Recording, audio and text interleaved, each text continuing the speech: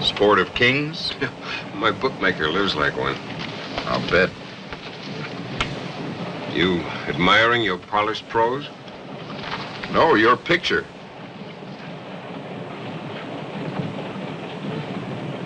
Charlene Reston's much prettier. You know, this will be the 27th case of yours I've covered. Maybe you're my good luck charm. If I thought so, I'd consider jumping off the train. I make good copy, don't I? Sure, I've got a Pulitzer Prize to prove it. Quit trying to reform me. I don't give a hoot about you. Save your lecture about the majesty of the law, or I'll throw you off the train. You don't scare me, except when you're in a courtroom.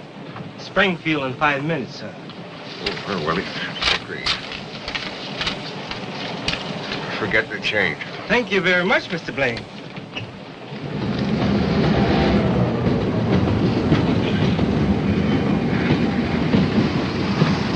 Where is he? I can't see him.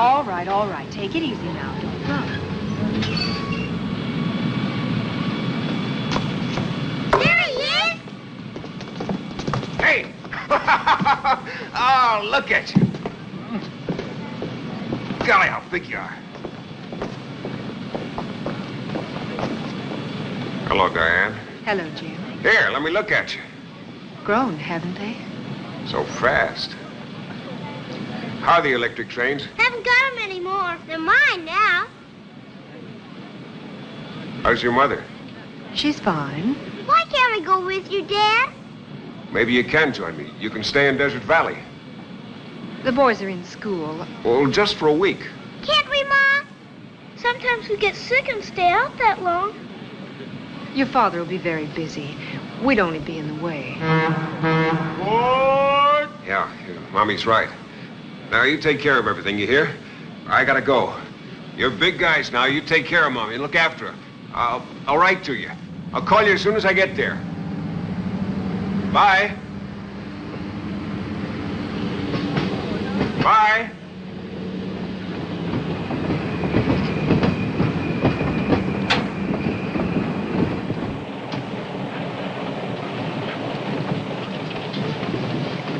Nice family. It wasn't for publication. I'm just making mental notes on a book I'll probably never write. Didn't even bring anything for the kids. Forgot.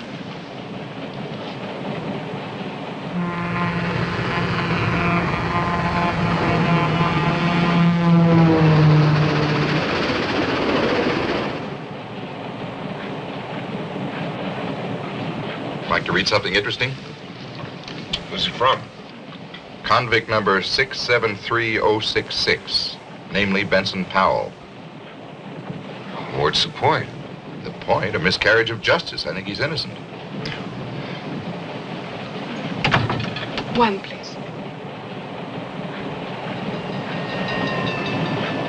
Read the letter, please. Oh, one case at a time. You're the only one who could get a new trial for Powell.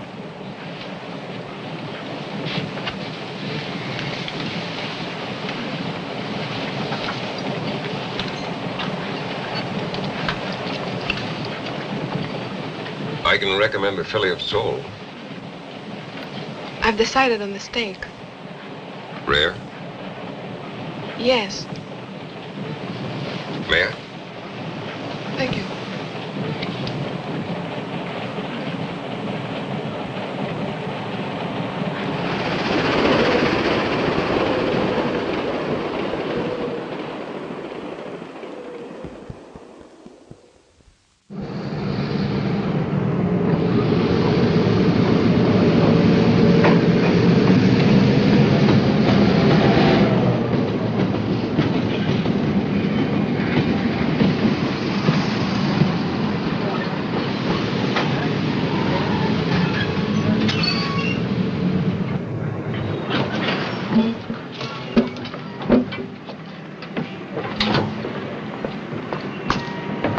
Friendly natives.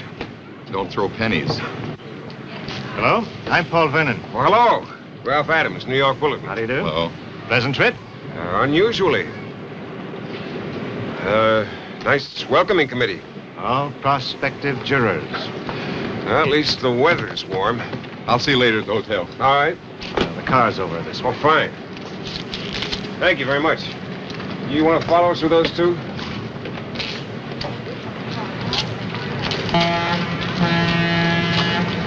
Smart-looking fellow, that lawyer.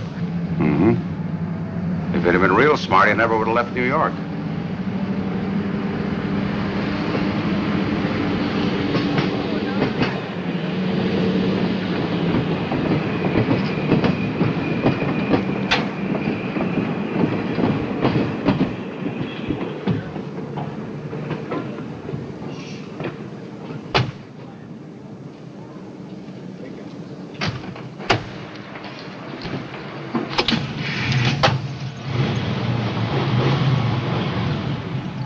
Want me to drive?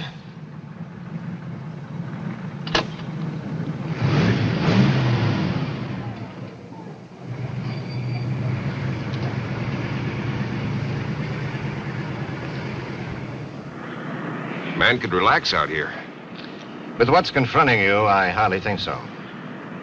Which reminds me, did I come cheaper than the Legal Eagle from San Francisco? I take it you're referring to Lester Rawlings. Mm-hmm. I heard the Restons had him down as their first choice. They did, but I persuaded them to retain you, despite your higher fee. Coming from a Baltimore corporation lawyer, that's a compliment. I'll pay you but one compliment, Mr. Blaine, if and when you win an acquittal.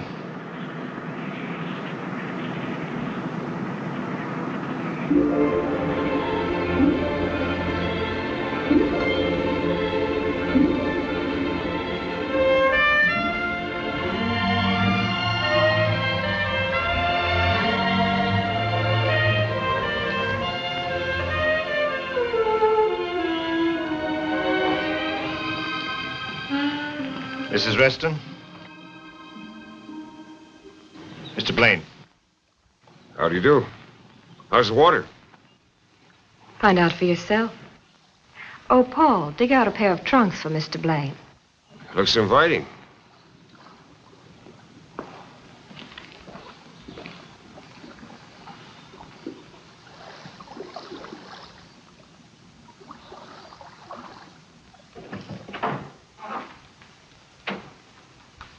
Mr. Blaine? Mr. Reston, how are you? I thought you'd be an older man. I thought you'd be a much more worried man. When I spill a drink on the carpet, my butler cleans up after me. When you spill blood, your lawyer is expected to do the same. Exactly.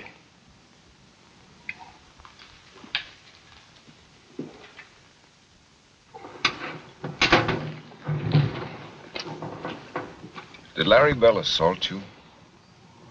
I'm defending you, not Mr. Vernon. Would you care to see the dress? Did he assault you? Sounds like gutter talk. It's a very acute observation. Did he? Yes, he did. For the first time? Now, look here. You be quiet until I come to you. Mind your manners, Mr. Blaine. Mr. Reston, I'm not impressed by you or your bank account. In fact, you irritate me. Now, look here. It's about time. That's more like it. That's the way I want to see you in court. Not as a cold fist, but as a man, outraged. Mrs. Reston, are you a faithful wife? In my fashion. Were you having an affair with Larry Bell? He was a bartender. Were you? No, Don't lie to me. You'll have to get yourself another lawyer. I saw Larry Bell just twice before. Were you receptive to his advances? Yes. What happened the third time? I was bored with him. And you resisted him? I ignored him. To tease him? You sound like a prosecutor. Another acute observation. You're cleverer than I imagined. Did you want Bell to attack you? You mean subconsciously? No, consciously. That's absurd, isn't it? Is it? I don't know. I'll have to think about it. Mrs. Reston, as you move about from resort to resort, what else do you think about? It's so right, Mr. Blaine.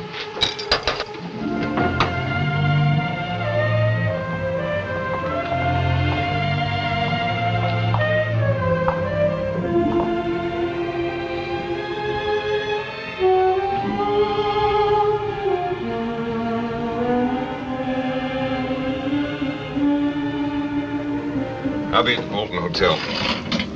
We've arranged for you to stay here. Oh, Mr. Blaine doesn't approve of us. No sense adding to the prejudice of the jurors. I don't want them to think I belong to Desert Valley. A good point. Perhaps another time, if you and your lovely wife manage by my sweat to escape the state penitentiary.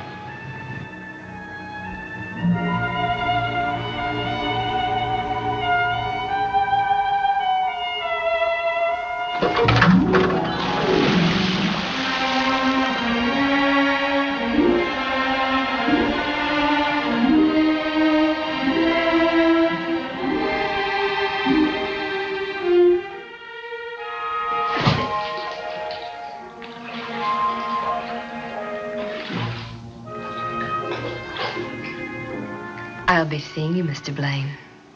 Mm-hmm.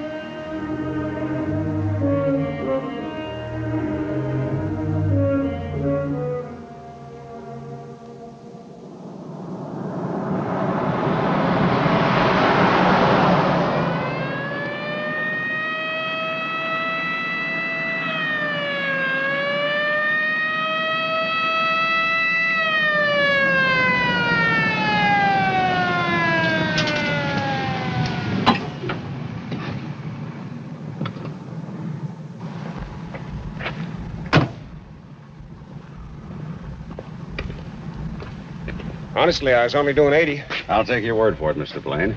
I'm Nick Hope, sheriff of Bolton County. Hello. You want to follow me? Where to? Traffic court? I'd hate to see you in any of our courts.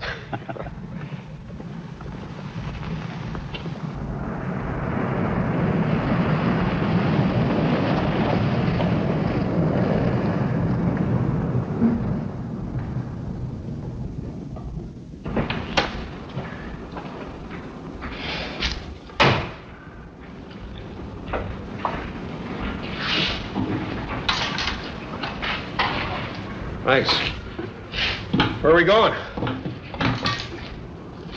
God's country.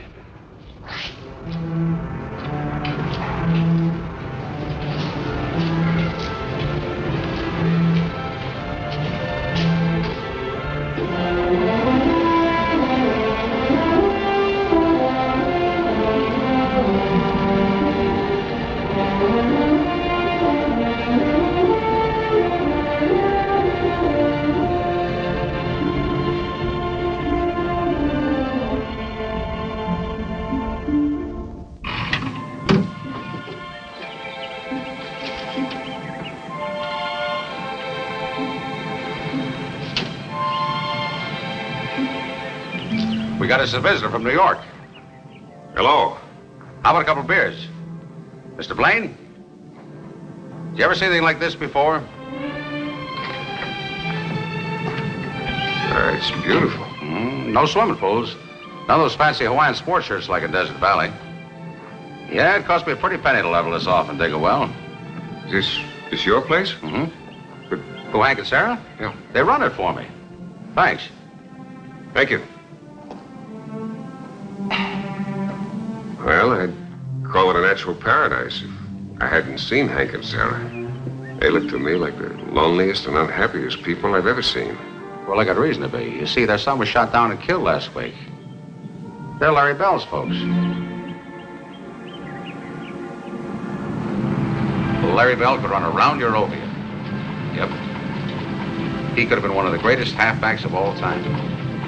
What a waste. What a lousy waste. I saw you play once.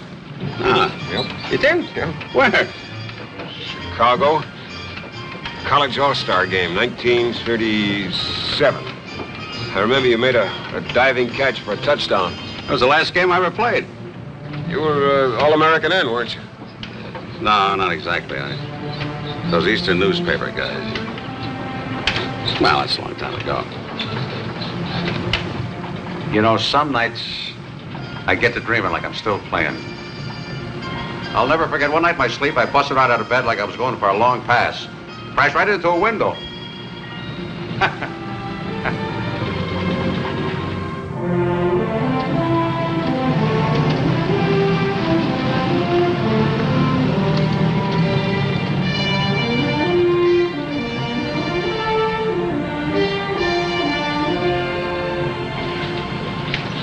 What's he raised out here? Staley? He raises any hand he figures to beat. Sounds like me. Yeah? Well, it's your convenience anytime.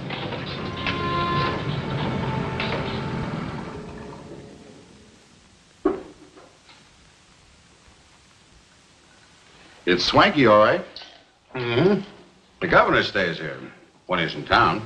Never in Desert Valley? Not if he wants to stay governor. Does the governor take orders from you? He takes my advice. I gotta run now. See you boys around. Yeah, thanks. Hell? Okay. Jim? Billy Giles. Billy, where are you? Vegas. Are you knocking them dead? Dead? That's the word for it. The slot machines get more laughs than I do. When am I going to see you? Well, drive over when you can. It's only 150 miles. The highway runs right past all the crap tables. Billy, can I have some more? Thank you. By the way, Jim, they're betting 6-1 against you.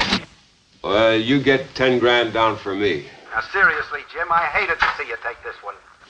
Make that 15 grand, Billy. That should remind me of a story, but it doesn't. Okay, Jim, if you feel lonesome, give me a buzz. All right, so long, Billy. How's he doing? He just didn't have it anymore. What a shame. How can he make an audience laugh? They look at him and remember how he emptied a revolver into his wife and her lover. That was 10 years ago. And he was acquitted. Quite a feat, too. I don't think you convinced anybody but the jury. Well, when it comes to picking jurors... I know. But this time you'll be forced to pick from Sheriff Hoke's private pork barrel. Don't print this, but Mr. Hoke is the answer to my prayers. Hoke? Mm-hmm. Don't tell me he's your gimmick in winning this case. He is my only hope. When I get him on the witness stand, I'll cut him down to size, strip him of his convictions. When I finish with him, they'll arrest him for indecent exposure.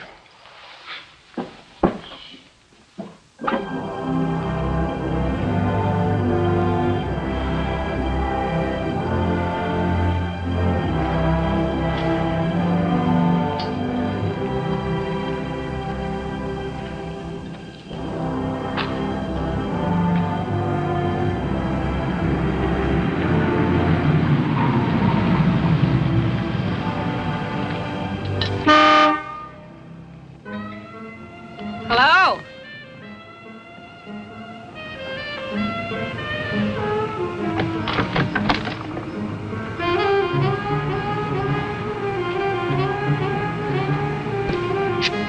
Hello. This makes the second time today I've been picked up. I called the hotel. What's on your mind? You. I hear you separated from your wife. How does that concern you? You interest me. That's the reason my wife left me. I interest other women. Can you forget for a while that I'm your client? Whatever you say won't be held against you.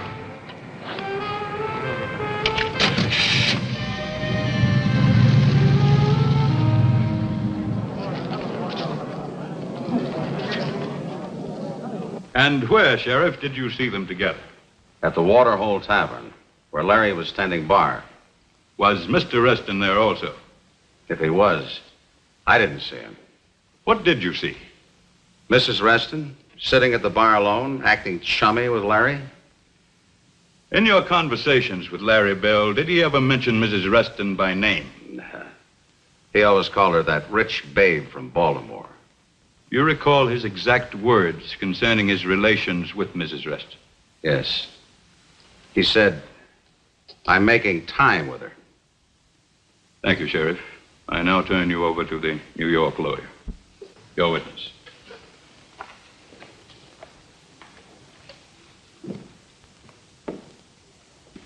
Your Honor, during the past week in this court, the prosecution has persisted in referring to me as the New York lawyer.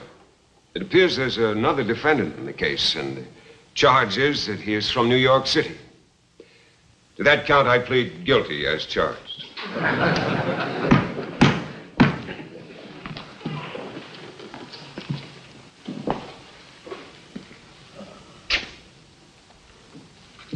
Now, Sheriff Hoke, based on your experiences, what does the expression making time mean?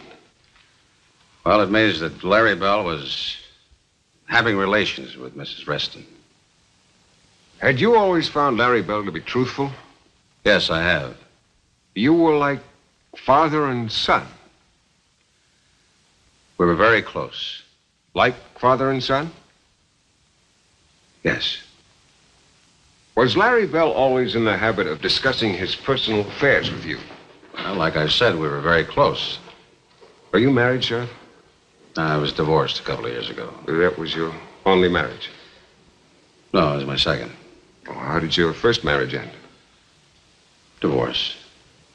Well, tell me this, Sheriff. Were you in the habit of discussing your personal affairs with Larry Bell? Objection. Sustained. The expression making time, is that something Larry Bell may have borrowed from you? No. Or did you ever use the expression? Objection. Sustained. Larry Bell was a noted athlete, wasn't he? One of the finest. Do you know what the expression to score means? Objection. Sustained.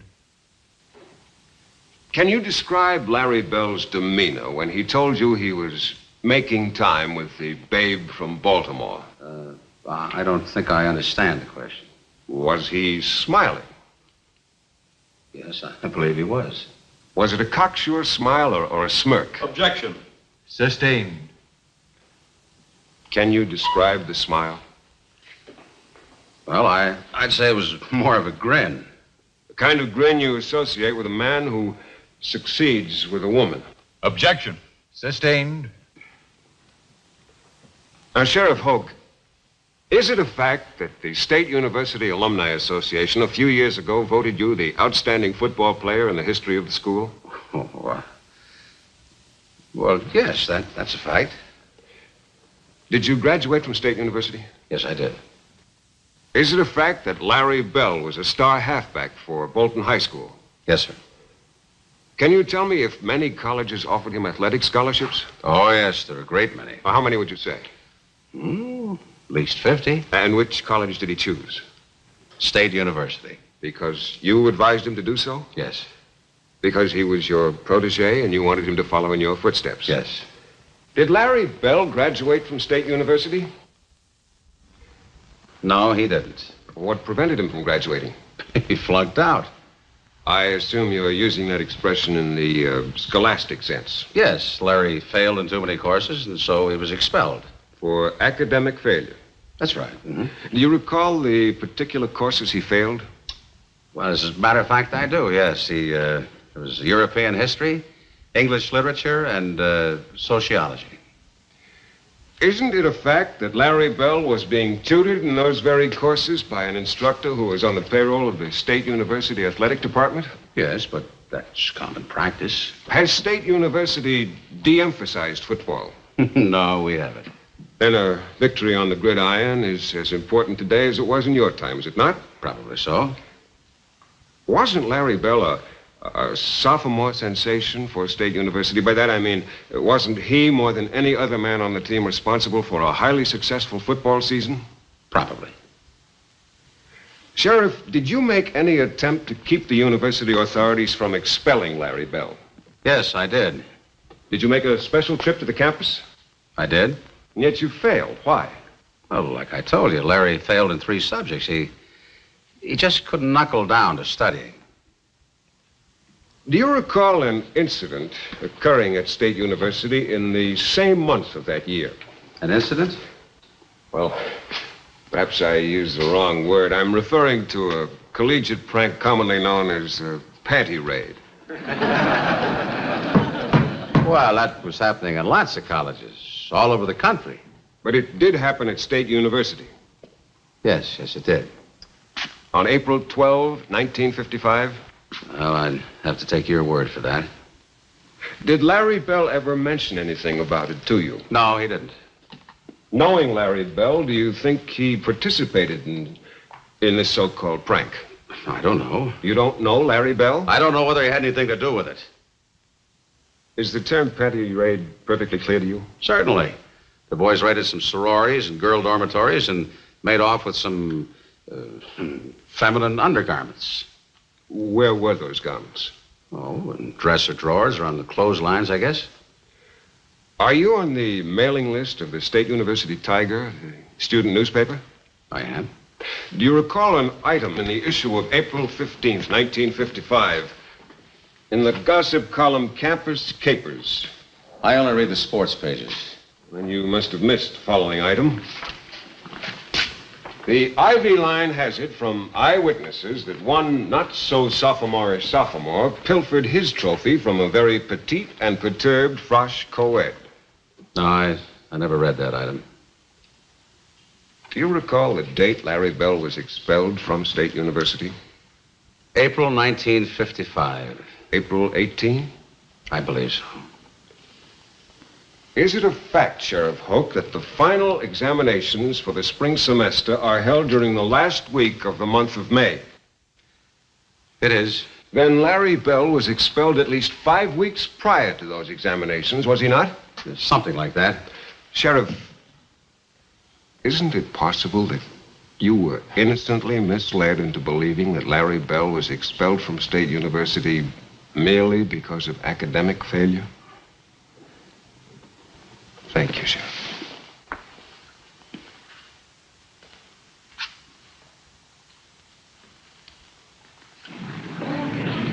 You did it again.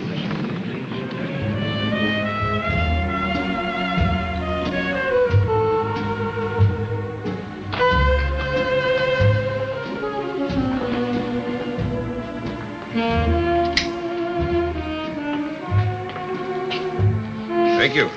May I ask what the money is for? Just a small advance on my fee. You sounded most urgent over the telephone. Can't tell you any more. It might incriminate me. Good night.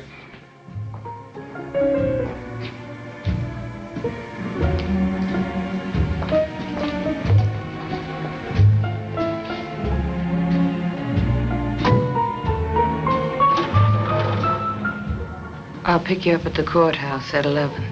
Slight correction. I'll see you in court Monday morning.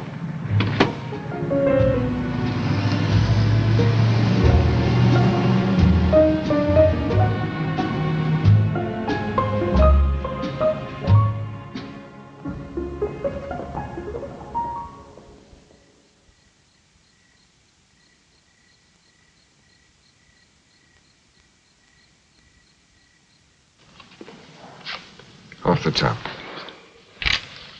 2 to the dealer. Opener bets 50. Beats me. No.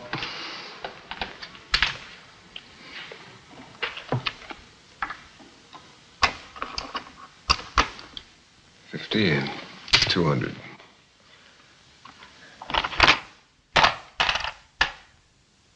See the 250? Raise it 500. Too much for me. You do too. I'll call. 3 deuces full. Straight's no good. Too bad. Nice hand.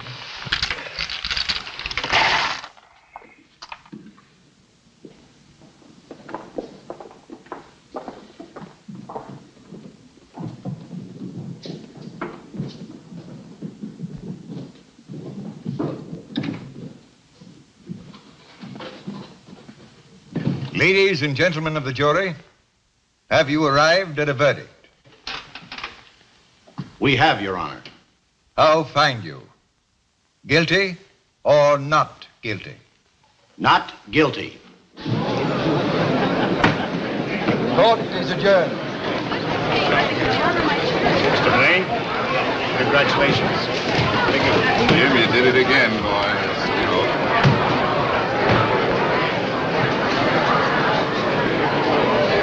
Thanks, Roland. Hello, darling. Hi, baby. How are you? Look who's here. If I offered the prosecutor a drink, would he object? What are you gentlemen drinking? We can't stay long. Thanks anyway. Oh, I can't say I know how you feel. Hard as I try, I just can't seem to lose a case. What's this? Subpoena. Subpoena? Grand jury. Is this on the level? It is. What's the charge? Bribing a member of the jury, namely Mrs. Carol Morrow. You think you can beat this charge? How about it? Blaine had it in their minds. Ralph, you don't...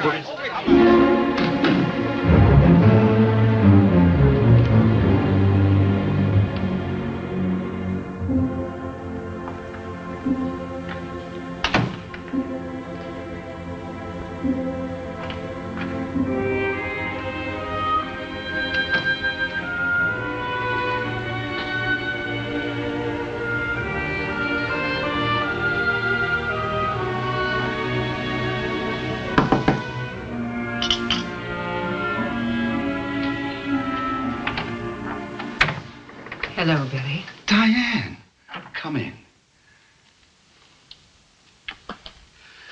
Gee, but I'm sure glad to see you. Where's Jim? I don't know. I was in the bedroom calling down for some breakfast, then I came in here and Jim's gone. How about some coffee? Thank you. I came in from Vegas last night as soon as I heard about the grand jury indicting Jim. What's the story, Billy? Simple, hair-raising. Jim was taken for $5 grand in a poker game out in some desert shack. Then a dame turned up with the money. A dame on the jury, Carol Morrow. And she's saying that Jim gave her the money as a bribe. How are the boys? Is Timmy taller than me yet? They didn't feel so big yesterday.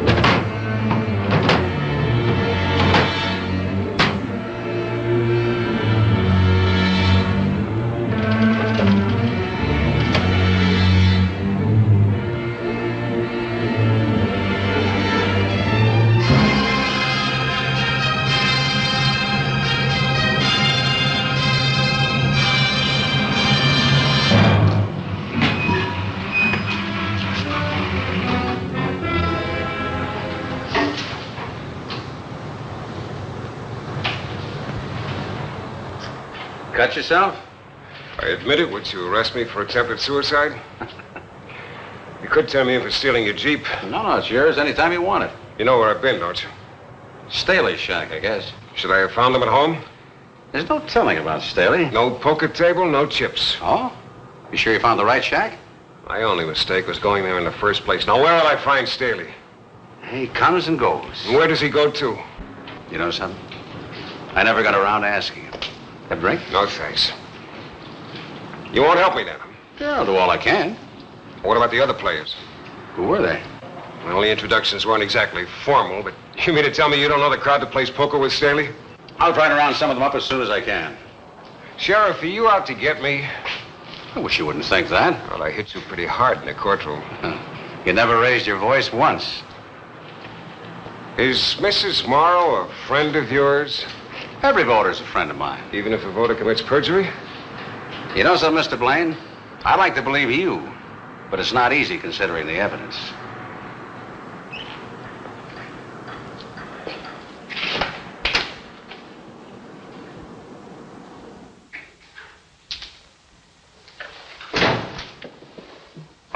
Say, where have you been? Out in the desert looking for mirages. 2-car mirages?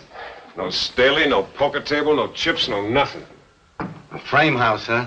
It's not too funny. Holt's building a beautiful frame.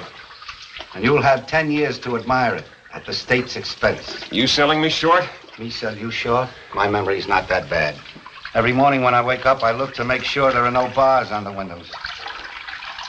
If I were you, I'd go into a little Irish jig right now. You would, huh? A very attractive lady just checked in down the hall. I'll try to find time. It's Diane. Diane? 408.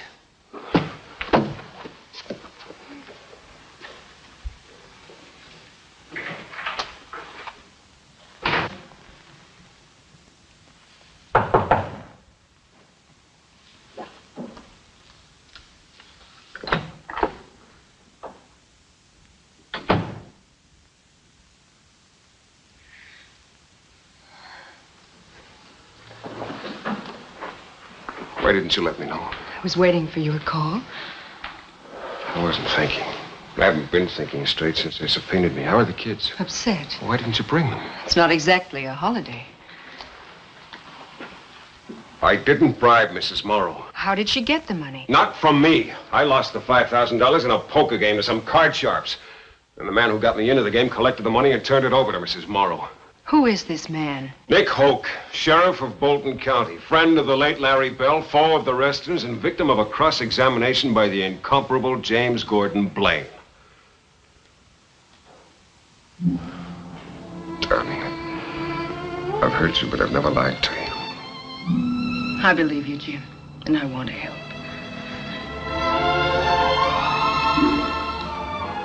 I'll move Billy out of my sight. No, Jim, no. I've never stopped loving you, needing you and the boys. That's why I'm here, for their sake. Not mine or yours. Objection sustained.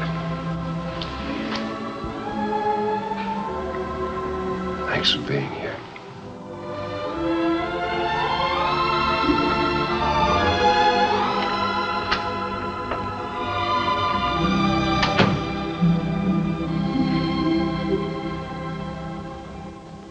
Well, you tell him he better get in line, or come next November, he'll be running for the Woods instead of for the state senate. Right. I'll talk to you later. Hey, what do you think you're doing? I ain't doing nothing. Never mind, just put it down. Mr. Blaine is here. All right. Look scared. Come right in. Well, Mr. Blaine, you recognize either one of them? No. You sure now? I'm sure. All right, boys, I'm sorry.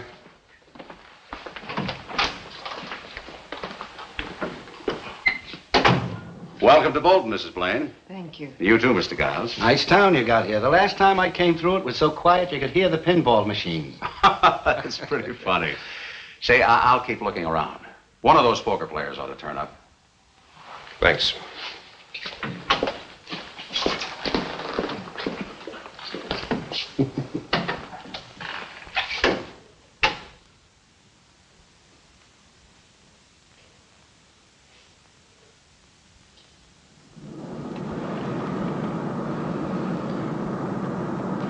Lester Rawlings is vacationing in Desert Valley, staying at the Sun Club. Why the social note? Merely remembering a maxim about your profession. A lawyer who defends himself has a fool for a client. That should be good for a laugh somewhere. Forget it. I'm the exception to the rule. Let's face it, Jim. You too can be a fool. I'm defending myself. Correction. You're also defending Timmy and Johnny.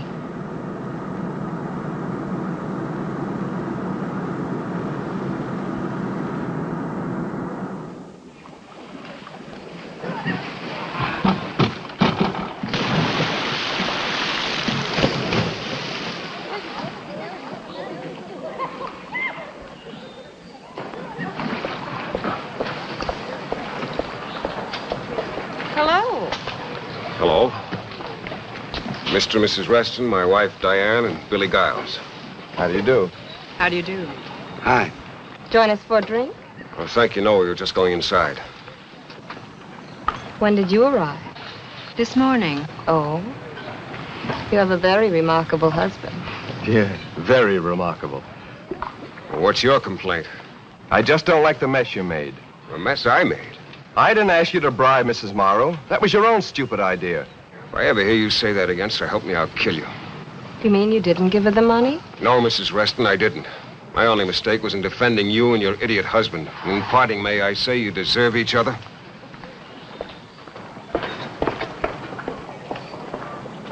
So the piano player said, well, hum a few bars and I'll fake it. That's rather amusing, don't you think? Uh-oh. Business calls. Pardon me, girls. See you later. Jim Blaine. I'm Lester Rawlings. We met a few years ago at Toots Shor's restaurant, I believe. Of course. My wife, Diane, and Billy Giles. Hello. Would you permit me to buy you all a drink? Well, thanks, I could use one. Thank you. Well, good, good.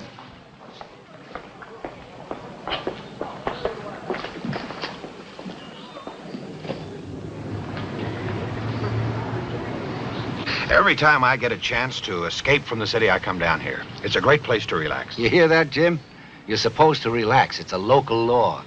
I hear I took the Reston case away from you. It was more of a hot potato than a case, wasn't it? I wish I'd have said that. What's your opinion? Opinion of what? The indictment against me. Am I to answer that as an acquaintance or as your lawyer? Why the business pitch? You want to deduct the drinks from your taxes? We're interested in a legal opinion, Mr. Rawlings. I'd prefer to hear Jim speak for himself. Is this your way of getting the Reston fee? Oh, no. I'm not asking for a cent. What's in it for you, then? Trying to prove you're a better lawyer than I am? Well, for your sake, I hope I am. Mr. Rawlings, can you give us an idea of what your defense tactics are going to be? Well, my first tactic is not to reveal my tactics. Considering the local prejudice against Jim Blaine, are you planning to move the trial to Capital City? The only thing I plan to move is the jury. Well, that covers everything, I believe. One more question, please. Yes, Mr. Adams.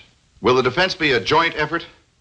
I believe that Jim Blaine is the greatest trial lawyer since the late Clarence Darrow.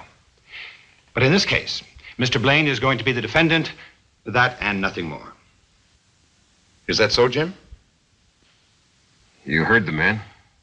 I just can't picture you as a defendant, Jim. My idea of a defendant is somebody like Benson Powell. Yes, well, thank you, gentlemen. Thank you, and good night. Good night, Mr. Rawlings. Thank you. Bye. Would you excuse us, Mr. Giles? I would like to confer with my client. Oh, Billy can stay. Oh, it's okay. I got to see a man about a horse. I'll see you later. There's one point we haven't discussed as yet. The possibility of defeat. You say possibility or probability? Please, Jim. Forgive me for injecting this depressing and pessimistic note, but we must prepare for all eventualities. Shall I have my tailor fit me for sackcloth and ashes? Better let Billy Giles handle the humor department, Jim. You and I have some very sober decisions to reach. Such as? Well, for one, the advisability of making a deal. What the hell are you talking about? Should your case appear to be lost, I would like to be able to approach the prosecution. And plead guilty? I'm merely trying to cover all of the angles. The purpose being to keep you out of the state penitentiary, Mr. Rawlings, do you believe my husband bribed Mrs. Morrow? Well, let's not go into that. Please answer my question. Perhaps you'd better answer your wife. Set her straight. Well, you're the one that needs to be set straight. You're through before you begin. You better get out of here before I break your jaw.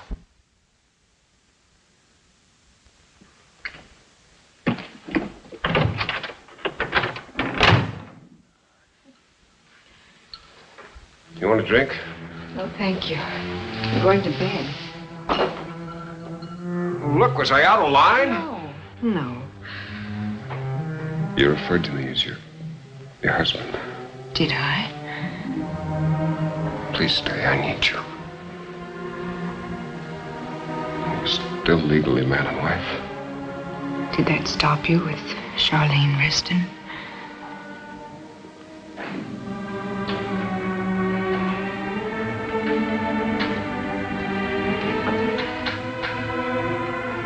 Jim. Yeah. Easy on the bottle, please. Your defense is in your own hands now.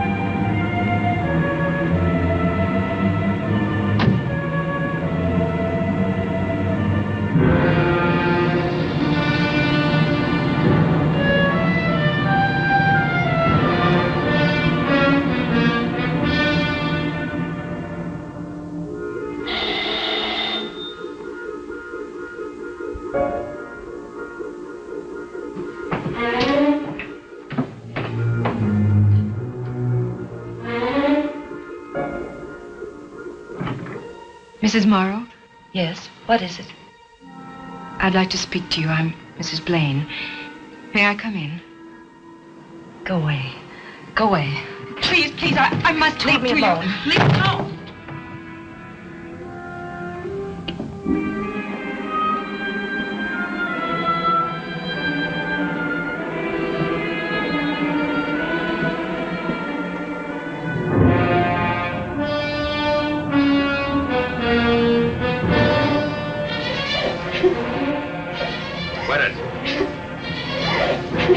I said, quit!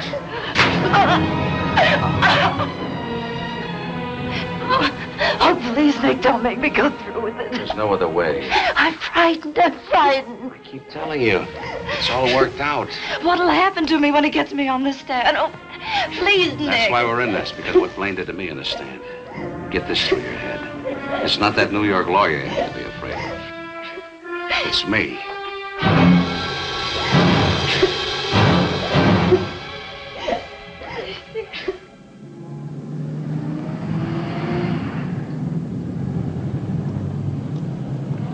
Well, good luck, Jim. Thanks. You got those descriptions with you? Yeah. All I need is a Sherlock Holmes hat. Don't worry, Jim. If any of those card sharks are in Vegas, I'll fish them out. All right. So long. Take care of yourself. Bye, Billy.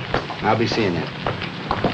Well, the coach comes across the locker room, takes one look at my shoes, and flings them against the wall. These ain't Hoke's shoes, he said. How do you expect me to get past the secondary? Well, what do you suppose happened? I get,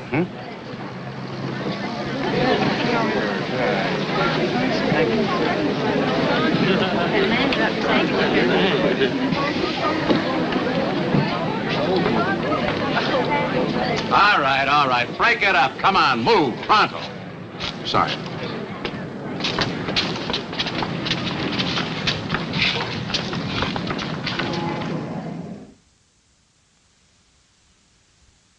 And this $5,000 introduced into evidence is what Mr. Blaine gave you. Yes. Thank you, Mrs. Morrow. You may cross-examine.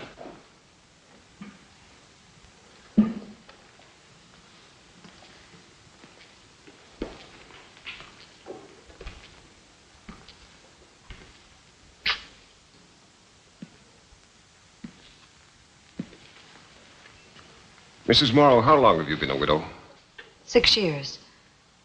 Now, you said that on the night in question, I forced you to stop your car on a dark highway.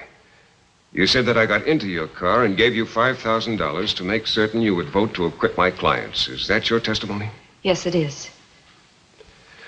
Now, inasmuch as I seem to be a victim of amnesia, would it be possible for you to tell me in detail what was said and by whom, as well as you can recall? I'll try. Thank you. Now, who spoke first? You did. You said, good evening, Mrs. Morrow. I hope I didn't alarm you. And then what was said? Well, I said nothing. You got in the car, sat down, and offered me a cigarette. Do you recall the brand? No, I don't. Well, then who spoke? Well, you did. You said, you're a widow, aren't you? And I said, yes, I am. And then you said, your husband was a war hero, I understand. And what did you say? I didn't say anything. I choked up. And what did I say? You said nothing. You took out an envelope and handed it to me. Then you said, put this in your purse. And did you put it in your purse? No, I didn't. I said, what is it? And how did I answer you? Some insurance I'm buying. That's what you said. And what did you say to that sales pitch? I don't know. I said something silly like, I don't sell insurance.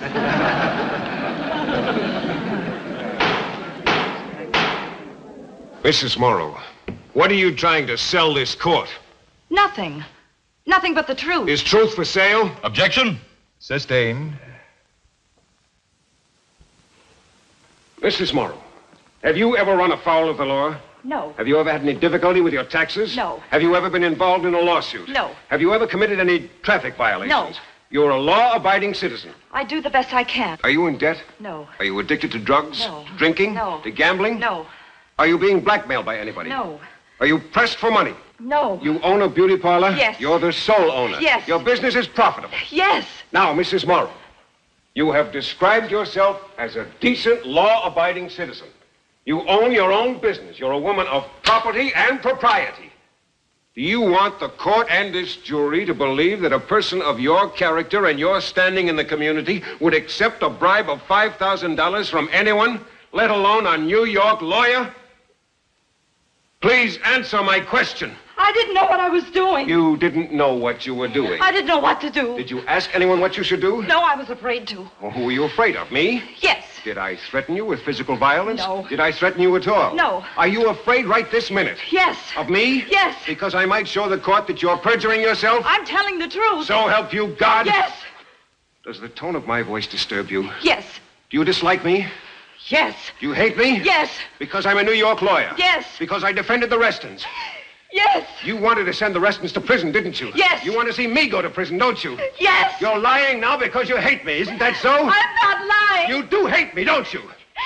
Yes, I hate you. And your hate for me is so strong that you'd do anything to destroy me. Yes, yes. Yes, I hate you. Every time I think of your dirty, filthy money. Every time I feel the pangs of my conscience, I want to see you suffer as much as I've suffered since you've done this thing to me.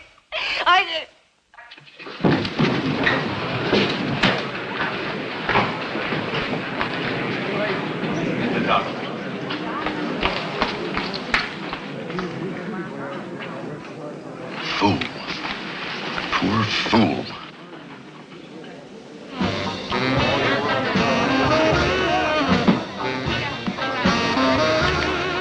I had better luck at Staley's shack.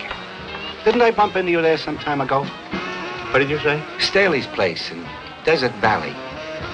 Never worked there. Never even heard of the place. Hit me. Must have been two other guys. That's a good name for this game. Blackjack. Better luck next time.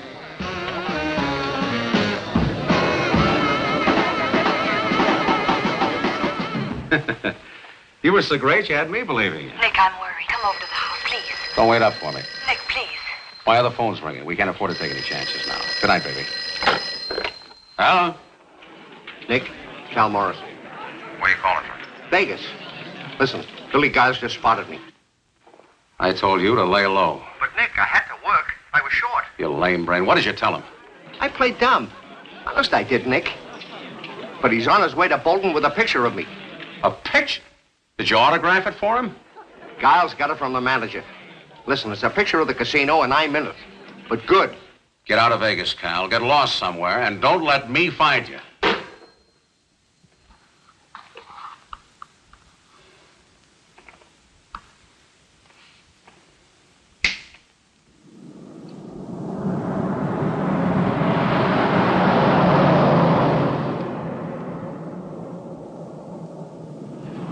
Could sell me the 1,000 Islands whenever he talks to me. That man could sell me Niagara Falls, could sell me the National Forest. Remarkable, isn't he?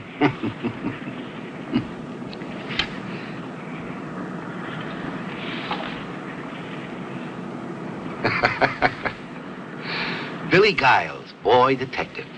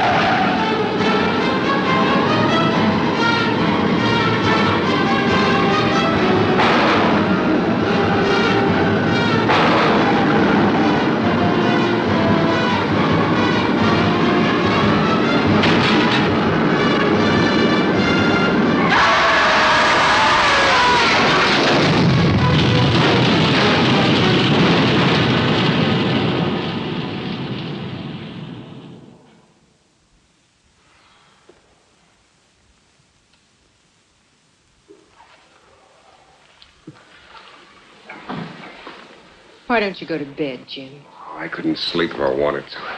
Cross-examining Mrs. Morrow all night. You're not thinking of putting her on the stand again? Well, that's not where I'd like to see her. Don't throw anything at me, Jim, but she was convincing.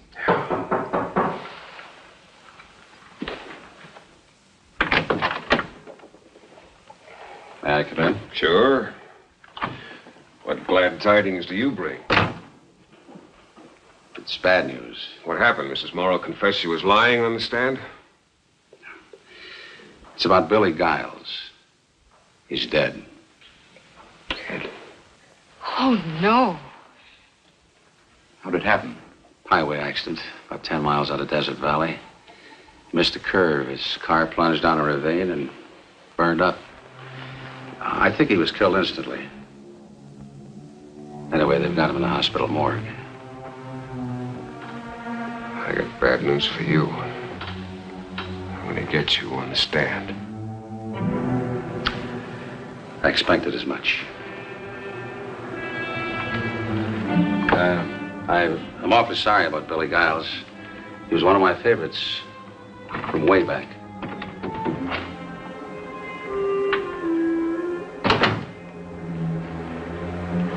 Would you like to go to the hospital with me, Jim?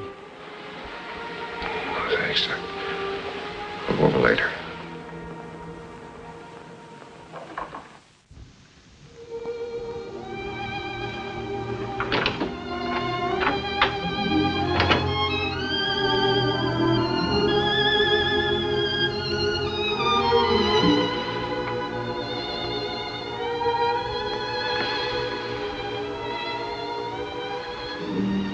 You know what Billy said to me after his trial?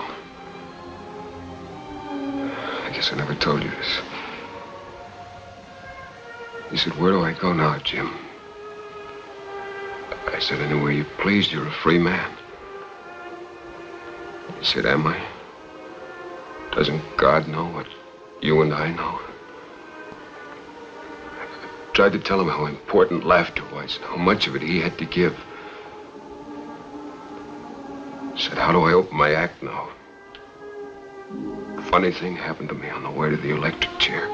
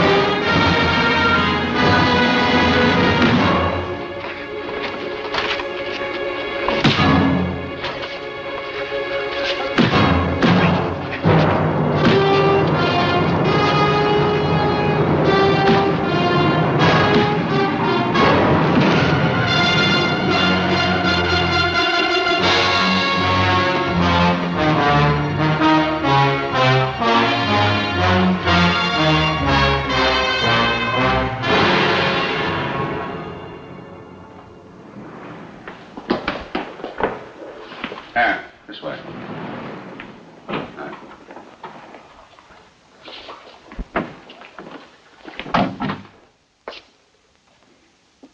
Well, how you feeling today? All right. Good. Recognize them? No. Come here. Stick out your hands. They look like they've been in a brawl. Not with me, they haven't. You sure now? I'm sure. All right. Get out of town, pronto. I kind of figured I had him. Maybe if you could give me a better description of them. Come to think of it, they both look like you. You can save that phony laugh for the witness stand. When I get through with you, you'll wish I'd gone to work on you with a baseball bat. Exactly my sentiments.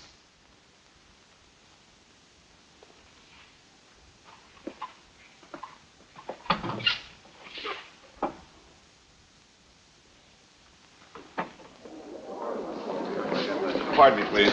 Excuse me. Right. Raise your right hand. You swear the testimony you're about to give this court is the truth, the whole truth, and nothing but the truth, so help you God? I do. State your name. Nick Hoke. Be seated.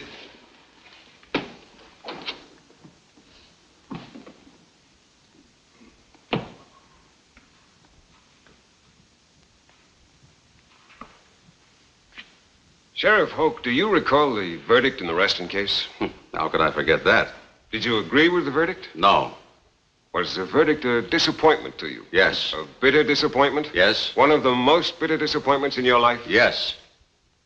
You resented the Restons, didn't you? Yes, I did. Because they were rich, society people from Desert Valley? Because they murdered Larry Bell. You believe this with all your heart? I do. You believe that in their case, justice was thwarted? Yes, I do. Do you realize that you lost the case for the state? No, I don't. Other people realize it, don't they? I wouldn't know about that. Well, didn't Mr. Mitchell, the prosecutor, tell newspaper men that it was my cross-examination of you that defeated him? I don't know what he told them. It was in all the newspapers. Don't you read the papers? I don't believe everything I read. What do you believe? That you're a sharp lawyer.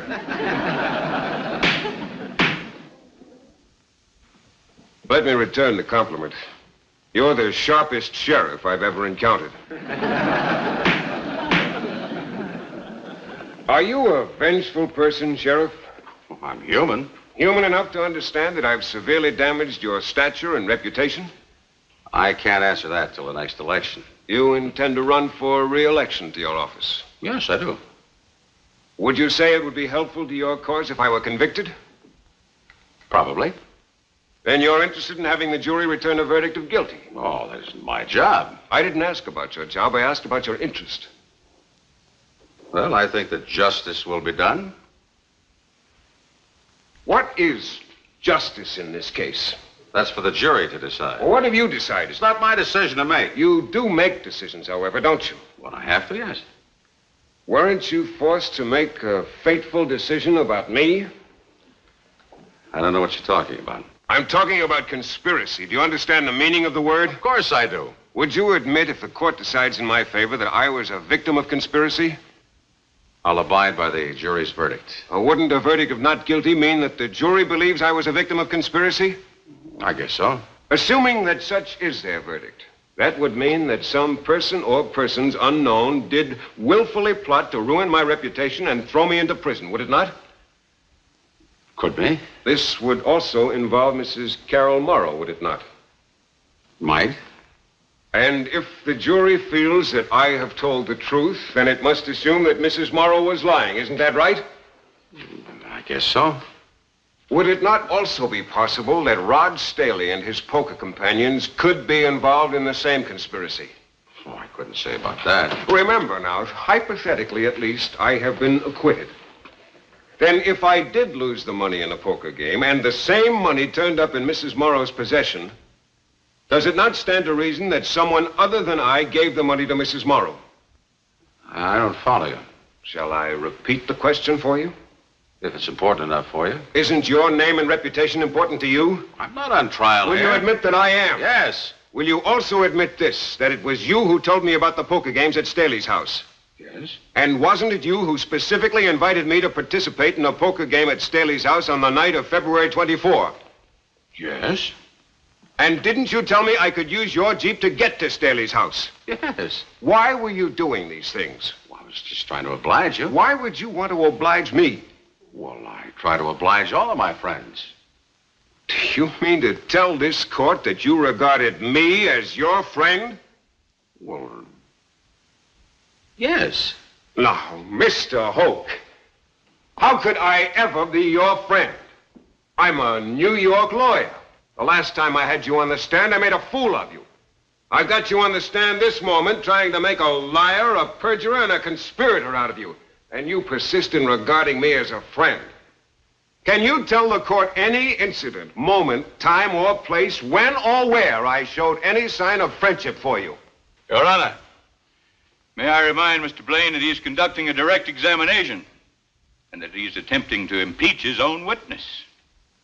It's all right. I'll answer the question. Objection withdrawn.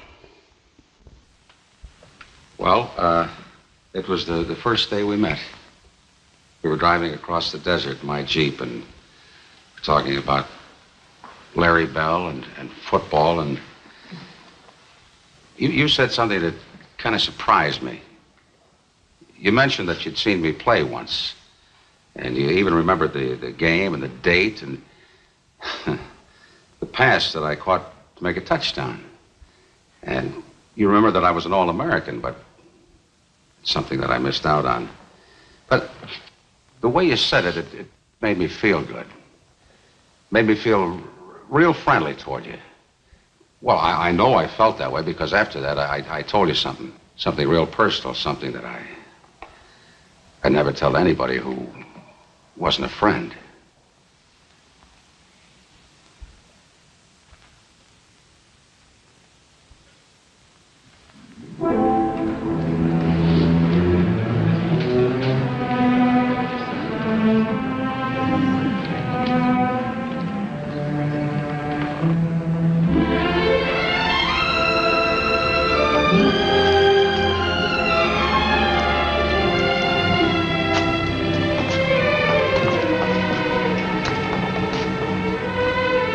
Jim, can't you get a postponement of the trial? Why, it's about over. Wouldn't it be a good idea to bring in another lawyer for the summation? Mighty Blaine has struck out, hasn't he? It's time for decisions, not self-pity. There'll be a new defense attorney in court tomorrow. Who will he be? The man you deserved and never got.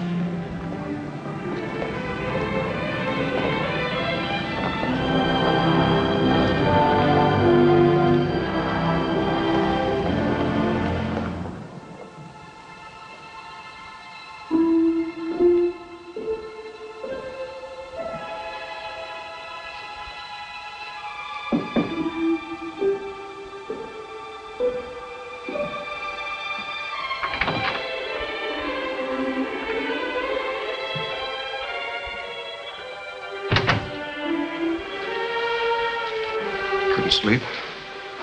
No. I can't even sit still. You need a drink. No, thanks. Sun will be coming up soon. There'll be no sleep in court. Got a lot to think about. Strange new sorts. Do you want one of my sleeping pills?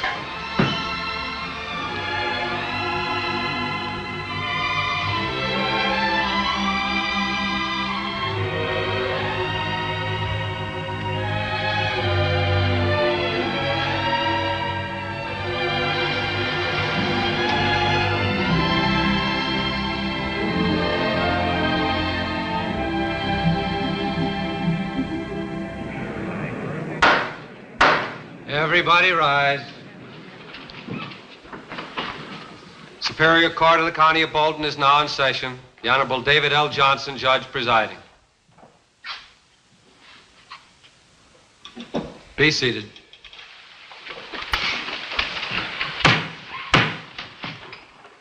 Counsel for the defense may begin his closing argument.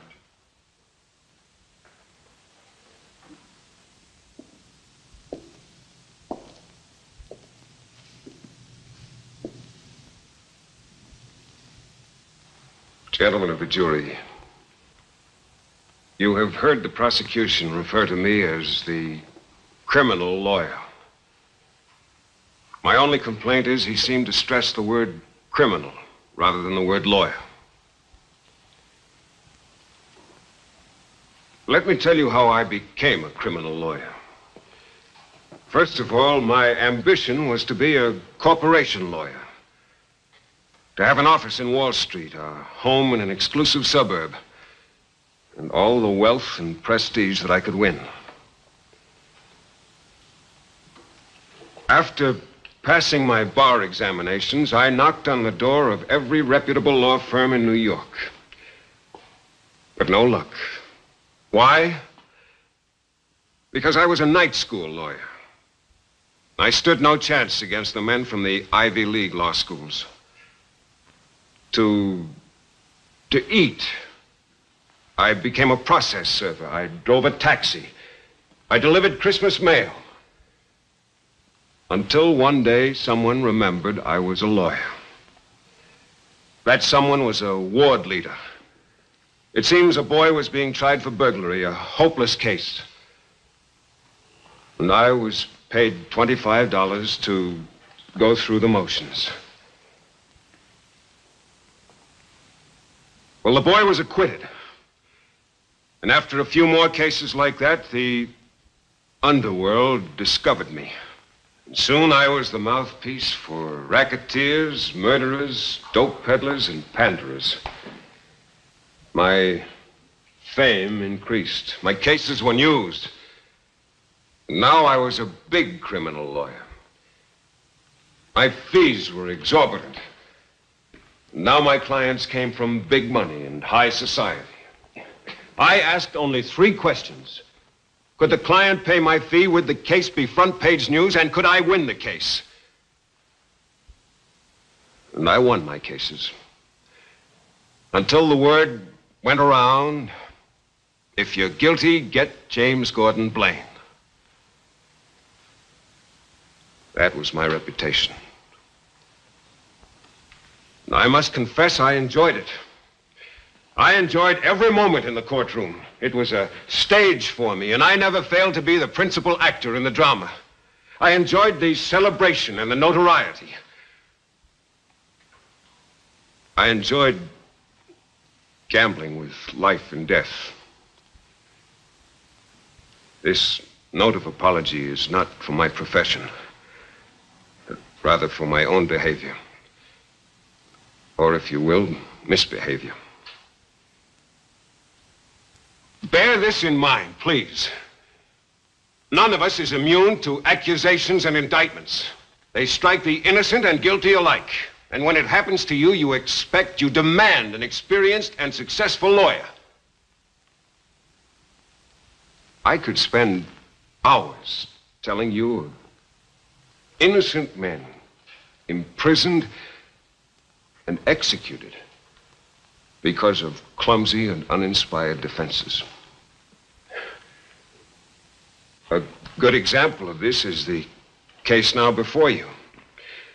During this trial, I have proved the old saying that the lawyer who defends himself has a fool for a client. I've bungled it badly. I've failed to establish my innocence. And I'm sure that at this moment, the verdict of each of you gentlemen is guilty as charged. Take, for example, my cross-examination of Mrs. Carol Morrow. With Mrs. Morrow, I lost my sense of detachment, and I lost my head. I hurled questions wildly, hostilely, for I knew that truth was on my side. Well, you know what happened. When I sprung the trap for Mrs. Morrow, it wasn't she who fell into it. It was I.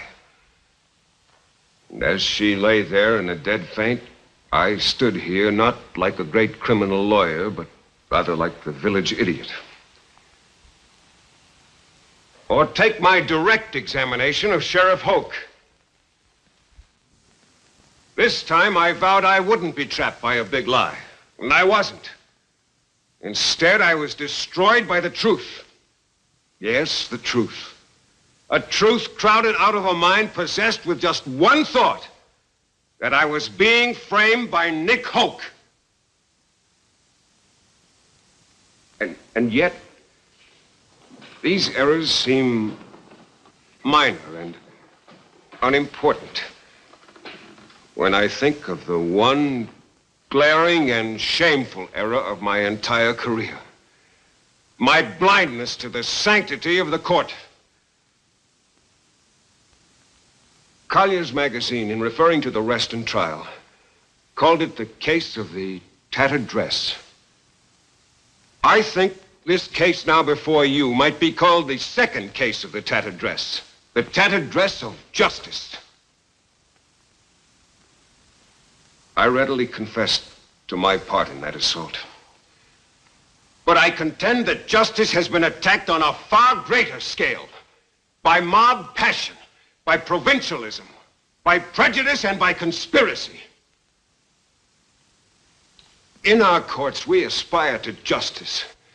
Because we are men and not gods, we don't always achieve it. But remember this, there is no other system for the governing of men. No other except violence. Beyond the walls of this court lies the city. And within the city, as in all cities, there are alleys. In the jungle dark of one of those alleys a few nights ago, I was attacked. Think of the alley, please, and think hard. Think of what happened there in the darkness. It was a trial. I, the accused, was confronted by two men masked in darkness, cloaked in the stolen majesty of this court, and smeared with the blood of outraged justice. These nameless men arrested me. They accused me, they indicted me, they judged me, they sentenced me, and they were executing me. An execution halted only by the sound of running feet. The sound of men from the 20th century running from the quiet lamplit street just outside that alley of darkness. Because of them, I escaped with my life. But keep this in mind. I was not alone. In every act of violence, justice is also a victim. Gentlemen of the jury, for the sake of justice, make your choice well. Shall it be the court, or shall it be the alley?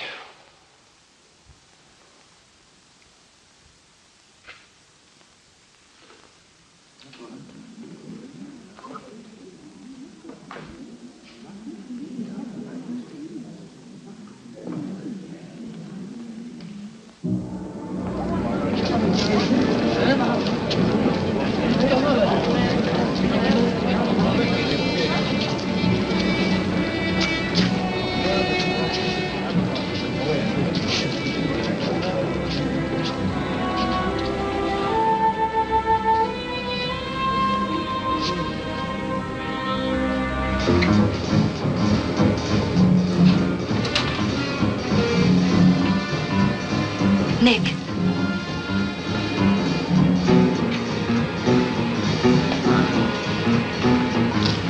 This is pretty stupid, isn't it? Nick, I'm worried. I'm worried sick. You look it. Why is the jury out so long? It's one way to get a free meal. Nick, come over to the house, please. Look, baby, from here on out, you'll be lucky if I tip my hat to you on the street. Nick, you're joking. You're joking. Some joke. I think I caught a long pass. Nobody between me and the goal line, and I tripped and fell on my face. Nick, we'll go away someplace. Any place you say. The only one that leaves this town is that New York lawyer. Either in handcuffs or in a pine box. Nick.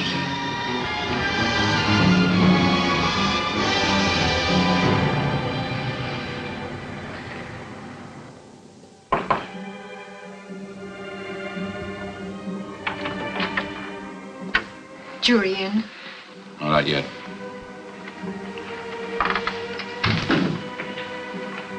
Hi. You know what the boys think about your performance?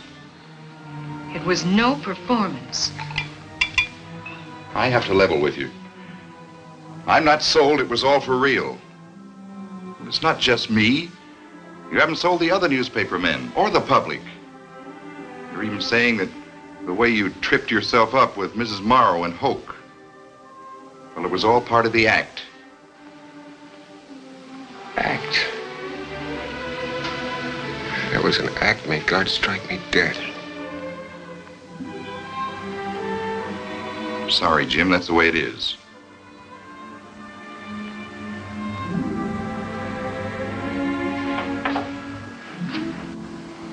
Jim, I know what you're thinking, and I don't like it. Darling, if we have to, we'll live this down. Last night I thought I was home again. Now I know I can't go home. Not just yet.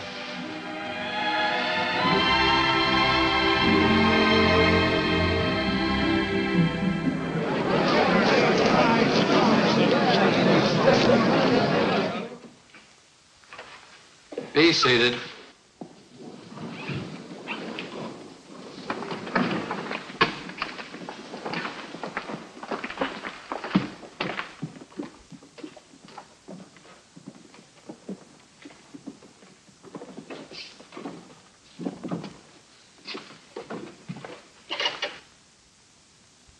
Gentlemen of the jury, have you arrived at a verdict? We have, Your Honor. I'll find you. Guilty or not guilty? Not guilty.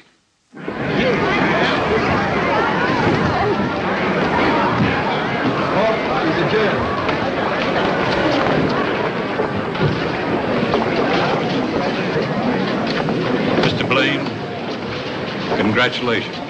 Thank you. Any comment, Sheriff? Comment? Yeah, sure. When you hear the gun, it'll be the end of the game.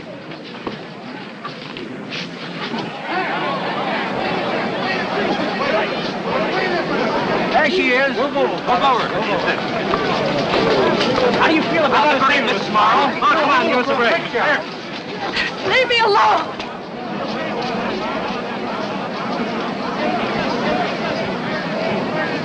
Here comes Blaine. How about a statement, Jim? Save it for the hotel. Are you going to press charges against Hoke and Mrs. Morrow? Later. Ask me at the hotel. Hold it, please. This way, Mr. Blaine. Can we have one more?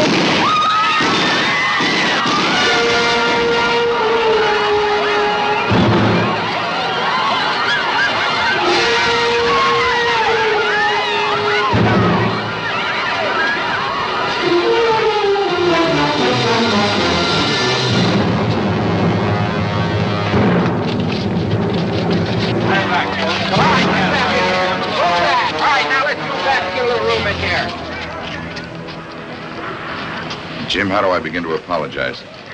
I think our apologies cancel out each other. Thanks. Well, I'd better file my story. Ralph, you can also wire Benson Powell. Tell him we'll talk to him. Who's Benson Powell? A man in prison, in need of a lawyer. Let's go home.